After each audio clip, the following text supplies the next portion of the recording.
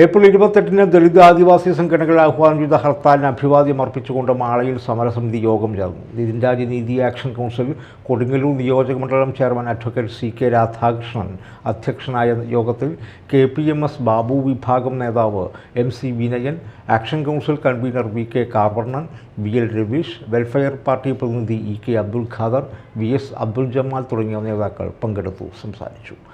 ഹർത്താലിൻ്റെ തലേന്ന് മാള ടൗണിൽ ഒരു വിശദീകരണ യോഗം നടത്തുവാനും യോഗം തീരുമാനിച്ചു.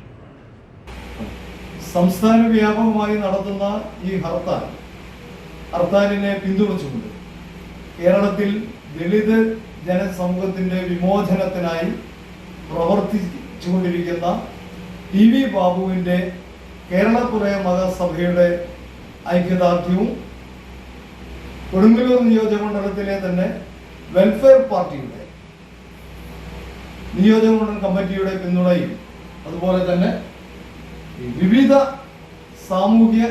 സാമുദായിക രാഷ്ട്രീയ സംഘടനകളും ഈ ഹർത്താലിനെ നേരത്തെ തന്നെ ഐക്യപ്പെട്ടിട്ടുണ്ടെങ്കിലും അവരുടെയുമെല്ലാം മുഴുവൻ സഹായങ്ങളും സഹകരണങ്ങളും ഉണ്ടാകണമെന്ന് ആക്ഷൻ കൗൺസിലിന് വേണ്ടി പ്രത്യേകമായി അഭ്യർത്ഥിക്കുകയാണ്.